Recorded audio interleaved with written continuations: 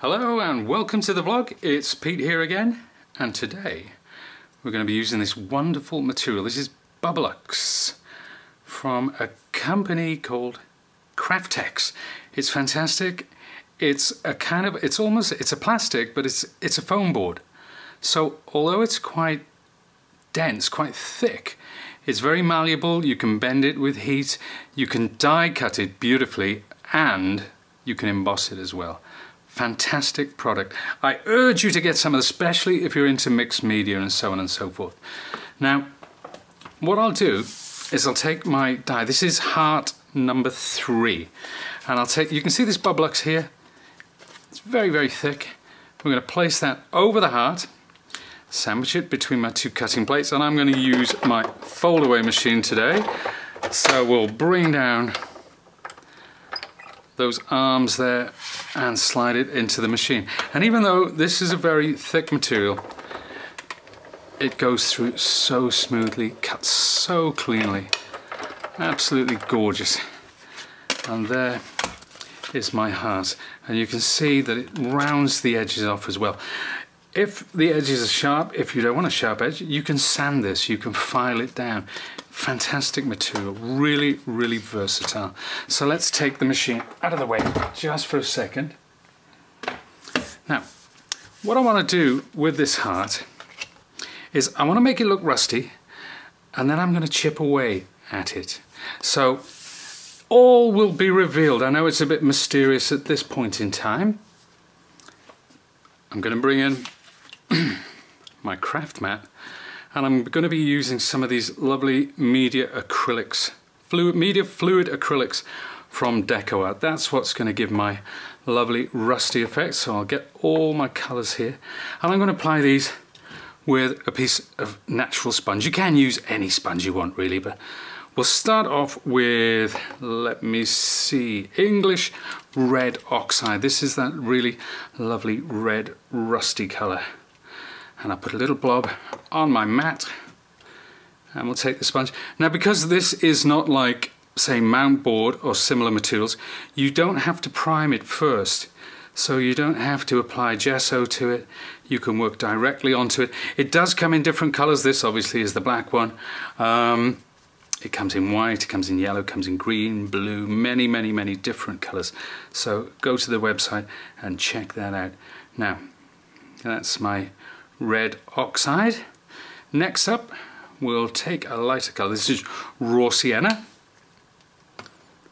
Put a little blob there. Start going over the top, just like that.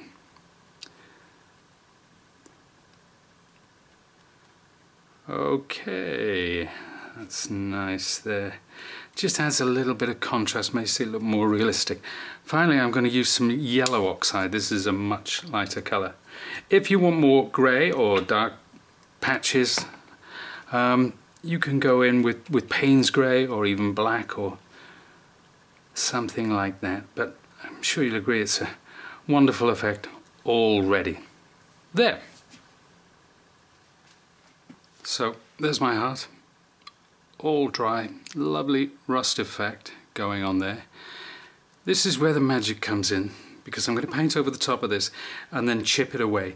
Now, to get a really realistic effect, I'm going to use hair wax. Well, it's not wax really, it's called hair clay. It's what us fellas use to keep what little hair we have left in place. So I'm going to take some of that. This is a piece of Bubbalux as well that I'm using just to apply it. And I'm going to put it around the edges. And where this sits, it's going to act as a resist.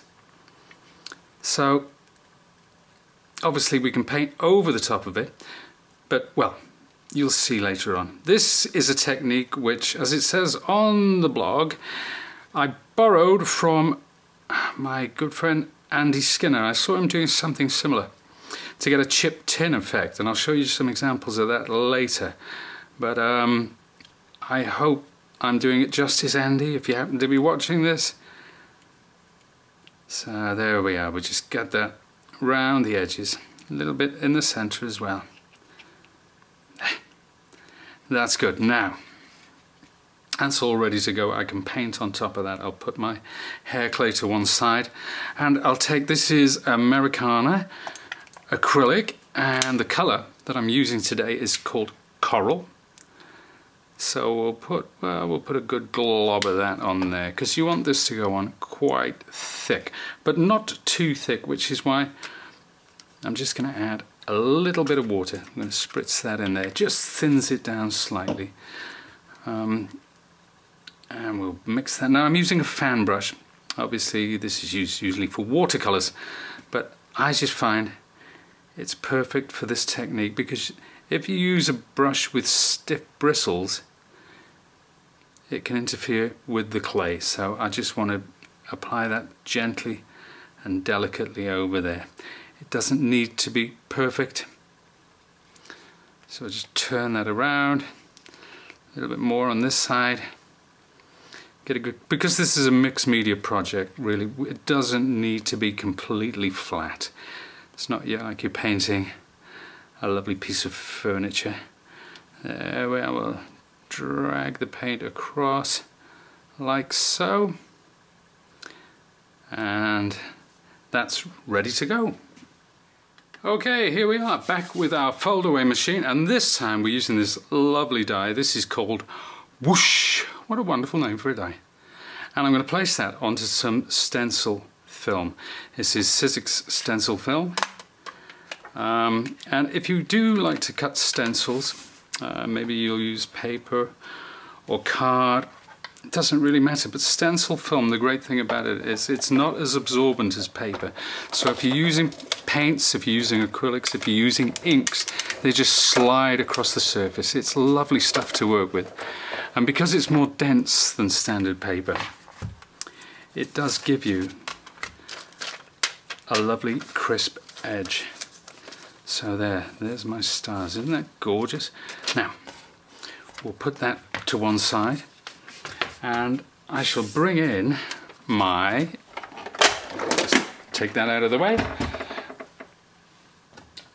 bring in my heart. Now that's it, it's dry, ready to go, and I want to get some stars going across the heart. So I'm just going to take this off camera now, and I'm going to use some spray adhesive. So I know you can't see this, but I've got a little box, and I'm just applying just a touch of adhesive to that, just so that it creates a nice seal around these stars. Again, it doesn't have to be perfect. So I'm just going to use fingertip pressure just to pop that in place. And we're going to bring in two colours, light buttermilk and taffy cream. And I want to put a little bit of each onto my craft mat. And some of the light buttermilk.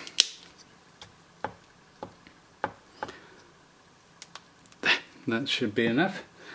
And I'll take my sponge, which I used a little earlier. Just squeeze that out. Now, I'm going to use this to apply. You could use tissue, use kitchen paper, it's entirely up to you. But I'm going to apply it with the sponge today. So I'm just going lightly over those stars, like so. And then I'll take some of the buttermilk as well and just get in different places. It just gives me a bit of variation. There we are. Now that's done, and it's going to be imperfect, but that's what I want. That's exactly what I want. Ah, imperfection is perfect. In my book, there we are, fantastic. So the stars have now dried, and I'm going to take some StazOn Dove Grey. I don't want to use black. Black's a bit too strong, a bit too unforgiving. And I'm going to take a few of these lovely stamps, and I'm going to add some detail. It's coming in from the side there. You can see it's quite subtle. It's not in your face, as they say.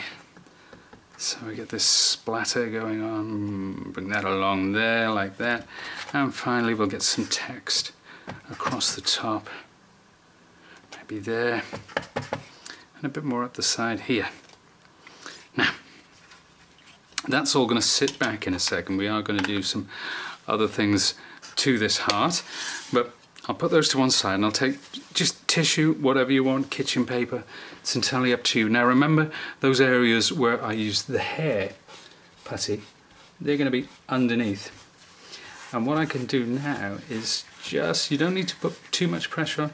I'm going to rub away. And can you see where it's lifting, where the putty was? This is a wonderful kind of resist. Now, some people, when they're doing furniture or stuff like that, they'll use wax. There are different kinds of waxes, obviously, some better than others.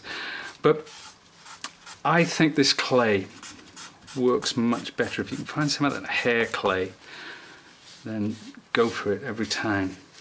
And there we are, so we did some on the inside there. I'm just taking that away. And this looks more realistic than if you were, some people like to add this rust effect afterwards. I don't think that looks genuine. I think that looks a bit contrived. But with this technique, it looks like weathered, rusted steel. So there we are, just check that I've got no more areas, just rub a little rub around. Nope, that should be it.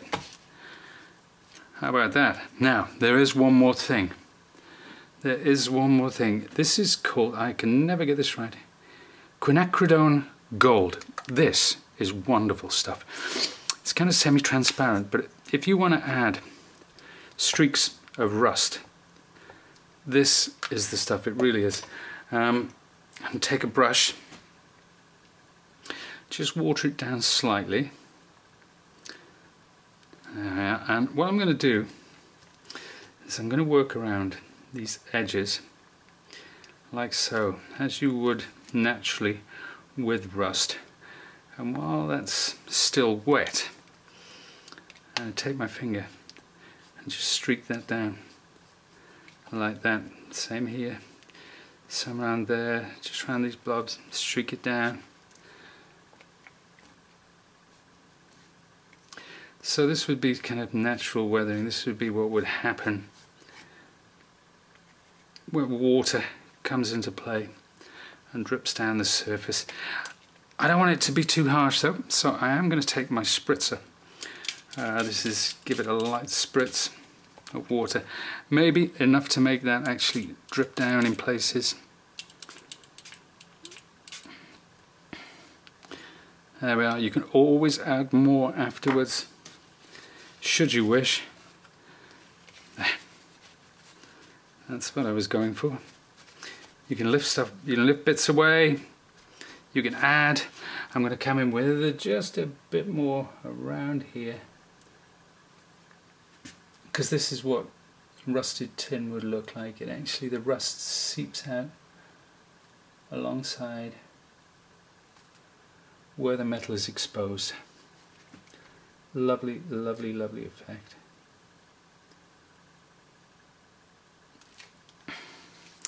And there we have it, almost done. One last thing, Distress Spray Stain. This is picket fence, and I'm just going to add, even when this is quite wet, just going to add a few blobs to that. You can see it spreading where the water is as well. It's kind of a neat effect. And again, you can go in with your tissue, just pick some of that off, help it blend in. Pretty neat. Now obviously, you know, you could do this with so many different shapes, not just a heart. That's what we've done today. But if I take this out of shot, just 1 second, and we'll bring in this lovely notebook. Here's one I made earlier, as they say, and I used some of that paint to actually drip down the front of the notebook, added some more of that stamp detail as well.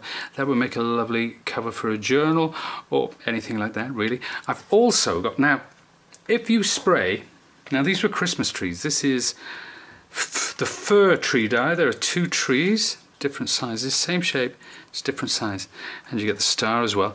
Now I've sprayed these with silver metallic paint, so they look like tin. Now you can do the same effect. You can get chipped tin, and here are some that I made. A couple of Christmas trees. You can see I used a little bit of Bubbalux there to help stand them up, but that's a lovely effect, again using the whoosh dye as well. And this is something for the mixed media fans.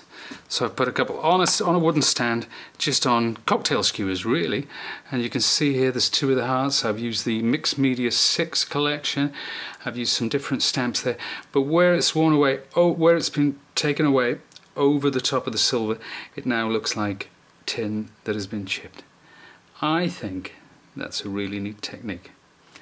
Thanks for watching. See you again soon.